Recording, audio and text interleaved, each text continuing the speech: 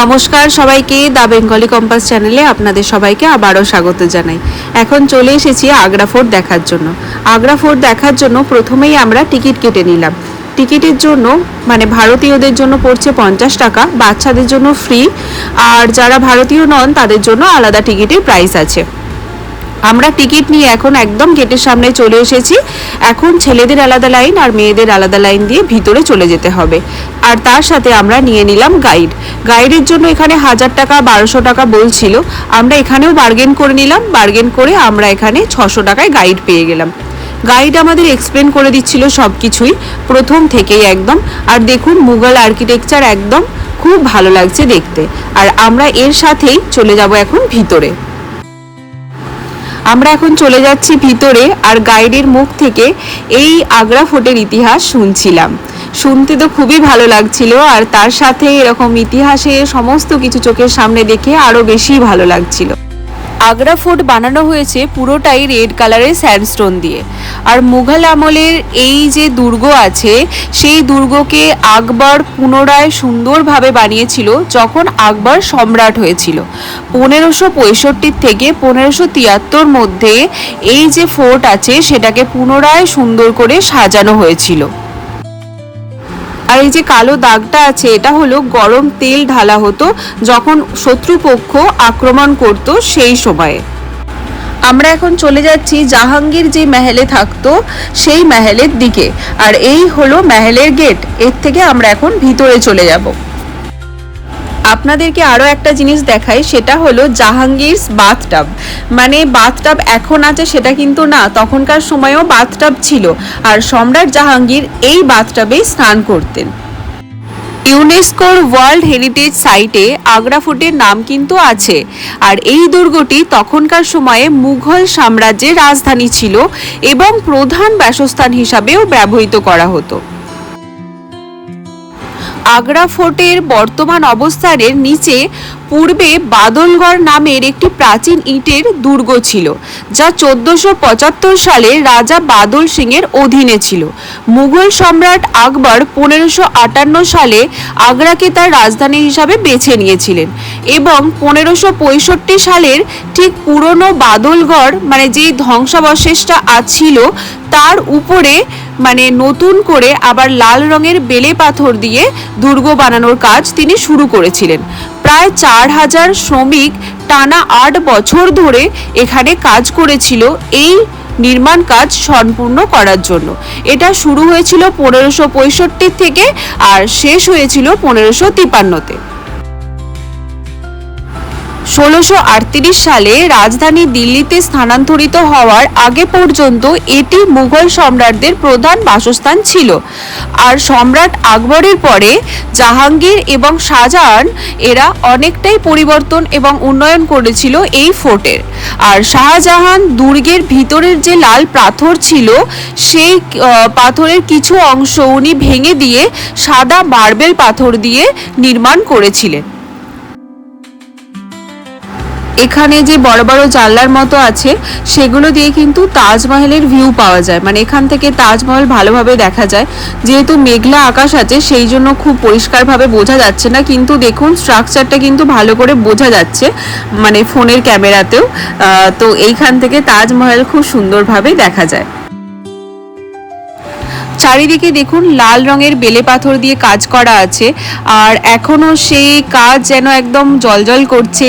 এত সুন্দর হাতের কাজ। তখনকার সময়ে কিন্তু এত এক্সাম্পল ছিল না যে এই ডিজাইনটা করতে পারবো ওই ডিজাইনটা করতে পারবো।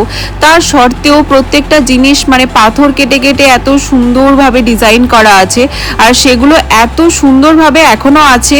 কিছু কিছু জায়গা হয়তো নষ্ট হয়ে গেছে, কিন্তু বেশিরভাগটাই খুব সুন্দর আছে। এখানে আসার পরে আমি আরও একটা জিনিস নিজে উপভোগ করলাম, সেটা হলো আমি গরমেই এসেছি, কিন্তু এত গরমের পরেও যতগুলো জায়গায় যাচ্ছি কোথাও কিন্তু কোনো পাখা নেই, কিন্তু এত ঠান্ডা মনেই হচ্ছে না যে আমি এত রোদের মধ্যে এত গরমের মধ্যে এসেছি।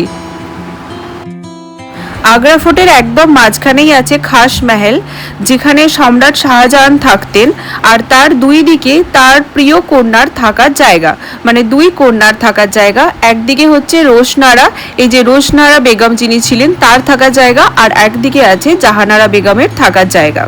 1631 থেকে 1640 সালের মধ্যে এটি নির্মাণ করা হয়েছিল। আর এটি মুঘল স্থাপত্যের মধ্যে মানে খুবই পরিচিত একটি জায়গা। শ্বেত পাথরের এই যে রাজপ্রাসাদটি, এটা শাহজাহান তৈরি করেছিলেন তার প্রিয় কন্যাদের জন্য, মানে বিলাসবহুল বাসস্থান এবং বিশ্রামাগার হিসাবে এটি তৈরি করা হয়েছিল। পরবর্তীতে শাহজাহান নিজে এবং তার স্ত্রী মমতাজও এই মহলে অনেকটা সময় কাটিয়েছিলেন। আর এই যে সামনে জায়গাটি দেখলেন, এটি ওয়াইন বানানো হতো, এখানে ওয়াইন বানানোর জন্য ছিল।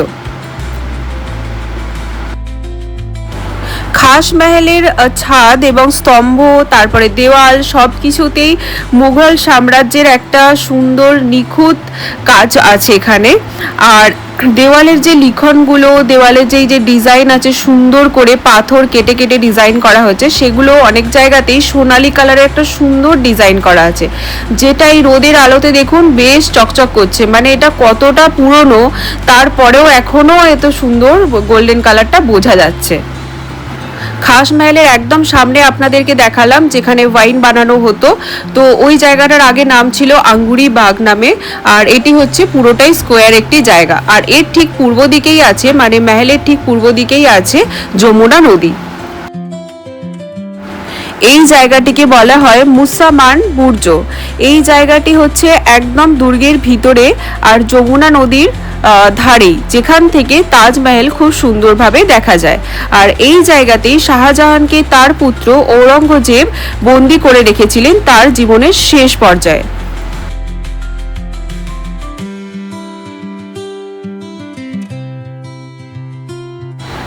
আমরা একদম চলে এসেছি দিওয়ানি খাস বলে যেই সুন্দর হলটি আছে, যেটা আমরা সবাই হয়তো নাম শুনেছি, সেই হলটির একদম সামনে। আর এই হলটি পুরোটাই বানানো হয়েছে সাদা শ্বেত পাথর দিয়ে, আর হলটির স্তম্ভগুলো সুন্দর শ্বেত পাথর দিয়েই বানানো হয়েছে। তার সাথে দেখুন কি সুন্দর স্তম্ভগুলোতে আর দেওয়ালে সুন্দরভাবে সাদা পাথর দিয়ে কাজ করা আছে। তাছাড়াও এখানে অনেক বহু মূল্যবান পাথর আর বহু মূল্যবান রত্ন ইউজ করা হয়েছে, যেমন সোনা, রূপো আর অনেক ধরনের পাথর। তো সেই পাথরগুলো, সোনা রূপো এখন আর কিছুই নেই, তার কারণ সবকিছুই ব্রিটিশরা তাদের সময়ে নিয়ে চলে গেছে। তার সত্ত্বেও দেখুন এখনো সুন্দরভাবে এটা চকচক করছে। আর এটি তখনকার সময়ে ইউজ করা হতো সাধারণ মানুষের আবেদন অভিযোগ শোনার জন্য। আর তাছাড়াও যদি সম্রাটের কোনো মানে বিশেষ আলোচনা থাকতো, রাষ্ট্রীয় কাজ থাকতো, সেটিও এখানে বসে আলোচনা করা হতো।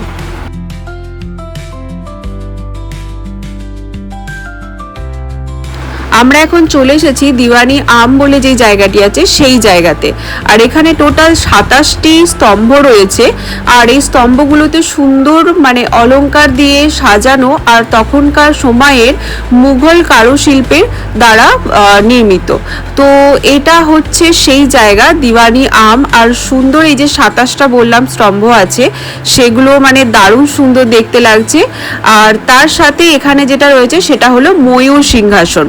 তো পুরোটা আপনাদেরকে আমি ঘুরিয়ে দেখালাম। আর এই পুরো জায়গাটার মাঝখানে আছে একদম ময়ূর সিংহাসন।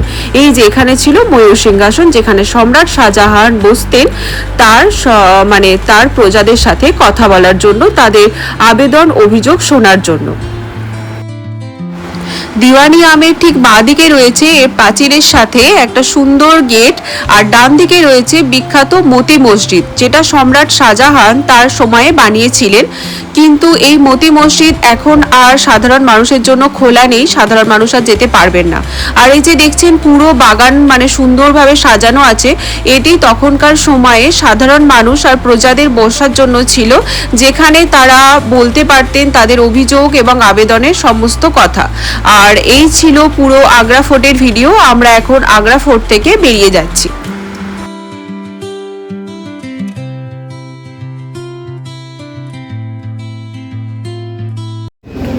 আমাদের এখন ঘোরা হয়ে গেছে আগ্রা ফোর্ট, তো আমরা হোটেলে চলে যাচ্ছি। তো কিন্তু আজকে আমরা বৃন্দাবন চলে যাব, আর তার আগে ফতেপুর সিকরিও আমরা ঘুরে নেব আজকে, কারণ আমরা খুব কম সময়ের জন্য এসেছি, কিন্তু সবগুলো ঘোরার চেষ্টা করব, মানে যতটা জায়গা ঘোরা সম্ভব।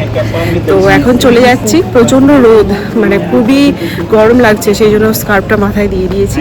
চলুন তাহলে এই ভিডিওটা এখানেই শেষ করছি, এরপরে ফতেপুর সিকরি যাব, সেই ভিডিওটা শেয়ার করব।